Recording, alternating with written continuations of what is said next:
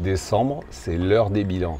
Alors, si comme moi, vous avez fait vos stats, vous êtes à même de débriefer votre saison et de programmer le travail de ce début d'hiver fort de vos statistiques.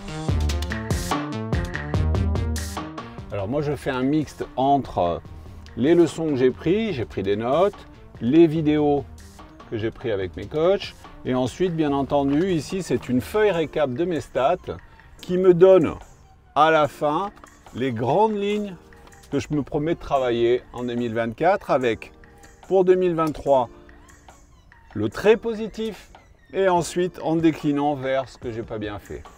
Pour ma part, j'ai très bien drivé, stats à l'appui avec un nombre de fairway et une distance super intéressante. Les putts longs et le bunker, c'était plutôt très bien. Donc je suis content parce que c'était pas forcément mes points forts en 2022. J'ai mieux wedgé, mais c'est pas encore dingue. Et enfin, peu de course, c'est très moyen. Les coups de fer fairway par 3, c'est très moyen. Ça, c'est un vrai problème, donc il faut que je m'en occupe. Et mon chipping de base a été affreux. Alors, je vais vous montrer comment je vais articuler mon entraînement autour de ce bilan 2023 pour être plus performant en 2024. Ce n'est pas parce que ça fait partie de mes points forts que je dois oublier de travailler le driving en practice. Alors je garde la routine de 2023, je la renforce pour l'amener en 2024. Coup d'essai, baseball, hauteur d'épaule. Ensuite, organisation, la colonne vertébrale à 11 heures. Je place les lombaires et je déroule. Si je drive comme ça en 2024, ça devrait continuer à être très bien en driving.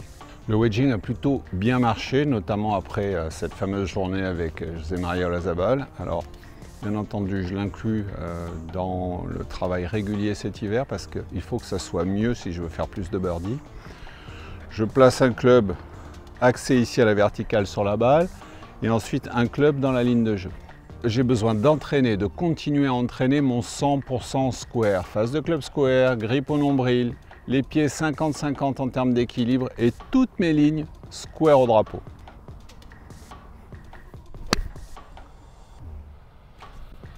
Ça continue à faire des traits. Maintenant, à moi de jouer sur les mains sur le grip et les amplitudes pour gérer mes distances.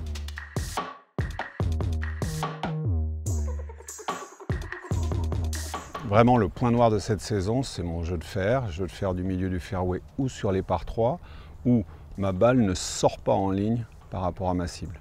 Donc je vais travailler essentiellement sur ma sortie de balle, sachant que j'ai plutôt checké le backswing. Ça m'a l'air correct, il n'y a pas de grosse faute sur le backswing, mais une grosse faute en sortie. J'ai placé ici un couloir, 2 shafts dans la ligne du drapeau que je vise, et je vais travailler sur cette sortie de balle en ayant la sensation de swinger dans le couloir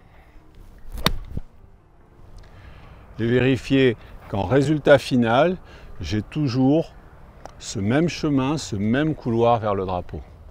C'est quelque chose que je pourrais amener sur le parcours en visualisant ce couloir en sortie de balle. Alors on arrive à mon point très noir, le chipping de base. Pourtant c'est simple, logiquement, ben, j'y arrive pas et je fais des très mauvais coups. Alors quand on fait des très mauvais coups sur un secteur de jeu, qu'est-ce qu'on fait? On cherche le meilleur coach de la région, et ici de France pour moi, donc je vais le nommer Alain Alberti, et je vais lui demander qu'il me donne un petit cours de chipping pour mon année 2024. Oui, alors la première chose c'est d'abord l'organisation. Organisation, donc, un peu comme chez Olazabal, au milieu, le manche à peine devant. C'est ça, à peine. Okay. Le sternum en face de la balle sur un coup standard. Très important, pas me mettre derrière. Et ni trop devant si ni trop devant pour créer de l'angle d'attaque. Et ensuite, il suffit de faire un mouvement où on va suivre la ligne de jeu, où le club en gros va rester comme dans un takeaway à l'extérieur des mains, dans le takeaway et dans la traversée quasiment pareil. L'angle d'attaque là tout d'un coup devient très bon. C'est la clé. La clé en fait c'est ni plus ni moins qu'un petit takeaway de swing. Okay. Voilà, là, ici. Voilà, là. Bon, et ça marche mieux. Hein. Et à partir de ce mouvement-là, tu peux décliner sur la position de la balle. Et en fait, tu vas décliner sur la position du sternum position de la balle et aussi la position du shaft plus ou moins en arrière ou devant, qui fera la balle rouler un peu plus. Tu fais les variantes. Bon, merci. Allez, tous jouent dans le takeaway. Avec ça, je suis paré pour 2024. Dans le trou. Le bunker est devenu une partie très positive de mon jeu cette année, tout simplement parce que suite à la leçon avec José María Olazabal, j'ai compris que la ligne de jeu était ici et que je devais faire un niveau le plus possible dans la ligne de jeu, éviter de couper la ligne.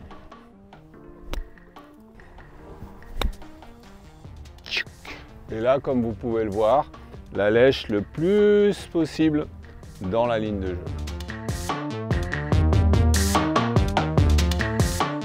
Dans les points positifs, les putts longs, donc je continue sur la lancée de 2023 avec le même style d'entraînement. J'essaie de m'entraîner avec une seule balle, donc ces 3 balles-là, elles seront pour tout à l'heure. Et je fais des gros ancrages avec les yeux vers la cible en même temps que je réalise mon coup d'essai. Ça, c'est vraiment un exercice que vous pouvez amener avec vous si vous avez des problèmes sur le dosage. Regardez bien, je regarde le trou et je fais mes coups d'essai en regardant le trou et je prends le tempo de la distance de cette manière. C'est vraiment un exercice que vous devez faire. Moi, ça a très bien marché. Une fois que j'ai ça, je suis plein de tempo. J'ai la bonne ligne, même si ce n'est pas le plus important. Et je peux créer la bonne vitesse par rapport au putt que j'ai à faire. Peut-être comme moi, vous avez été en difficulté cette année sur les putts courts. Alors putts courts, entre 1 mètre et 2 mètres, on va dire, les tout petits, tout va bien. J'ai pris un cours de putting et on s'est aperçu de 2 choses. 1, mauvais centrage, comme souvent. Un mauvais centrage, il faut vous dire qu'à un tout petit peu plus d'1 mètre, si ça ouvre votre face ou si ça la ferme, ça manque le trou. Donc, objectif centrage et ensuite un mouvement d'épaule qui était trop lié au mouvement des jambes, c'est-à-dire les jambes bougeaient autant que les épaules, ça me faisait changer de direction. C'est tout petit, mais c'est suffisant. Donc, ici avec le stylo, je stabilise le bas pour être sûr de pouvoir putter avec le haut sans solliciter le bas. Et enfin, je fais très attention à mon centrage. Je prends le temps de placer ma petite ligne blanche parfaitement au milieu de la balle et j'enchaîne. Avec pas mal de séries, beaucoup d'entraînements que vous pouvez faire à la maison d'ailleurs sur un tapis. Je devrais reprendre confiance dans ces petits putts et certainement être bien meilleur à 1,50 m, mais aussi à 2 m, 2,50 m, les putts qui comptent pour faire des birdies. Et enfin, pour finir dans les bonnes résolutions pour 2024, le golf, c'est un sport qui joue pendant 4h30, c'est long. Et sur les 9 derniers trous, généralement, vous piquez du nez. Alors, avec moi, on se met à la course, on va à la salle de gym, on se promet ça tout l'hiver.